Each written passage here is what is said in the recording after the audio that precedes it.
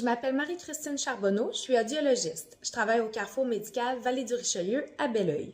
Quels dommages auditifs se produisent dans nos oreilles quand on est exposé à des sons forts au travail? Quels résultats nous obtiendrons lors d'un test auditif? Nous verrons ça dans cette troisième partie de la série sur la surdité professionnelle. Dans l'oreille interne, il y a la cochlée, en forme de petit coquillage. La cochlée nous sert à entendre. Et dans la cochlée, il y a des milliers de petites cellules qui jouent un rôle important pour transformer l'énergie mécanique, le son, en énergie électrique. Ces signaux électriques seront ensuite amenés au cerveau par le nerf auditif et différents relais pour que le cerveau puisse les interpréter. Chaque groupe de cellules dans la cochlée est calibré pour une fréquence spécifique et est responsable de vibrer intensément selon le son. Est-ce que c'est un son grave, moyen ou aigu? Plus que dans le cadre de notre travail, on est exposé au bruit intense, les petites cellules vont s'endommager et plus que la surdité sera importante. Quand on travaille dans le bruit, c'est les cellules qui traitent les sons aigus qui sont endommagés en premier. Lorsque la personne fera un test auditif, on verra comme résultat qu'il y a une perte auditive en premier dans les sons de haute fréquence. Un audiogramme, c'est un graphique sur lequel on note les plus petits sons que la personne est capable d'entendre. Les bruits au travail sont principalement composés de haute fréquence. C'est pour ça que quand ces sons frappent l'oreille,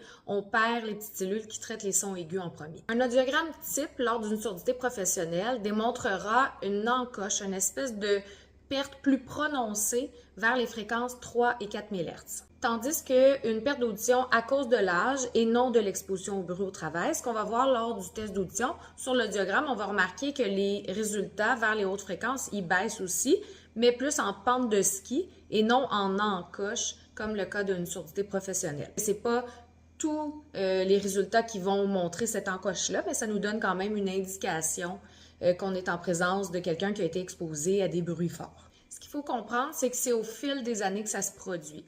Plus qu'on travaille longtemps dans le bruit, plus que le dommage va être important. Quand les cellules dans la cochlée sont endommagées, elles vont pas se régénérer. Elles meurent, puis on les perd là, pour toujours. Donc, c'est très important de porter des protecteurs auditifs efficaces. Si vous avez des questions là-dessus, vous pouvez en parler à votre audiologiste ou à votre médecin pour avoir de l'information sur la surdité professionnelle et les différentes façons de prévenir ce problème-là.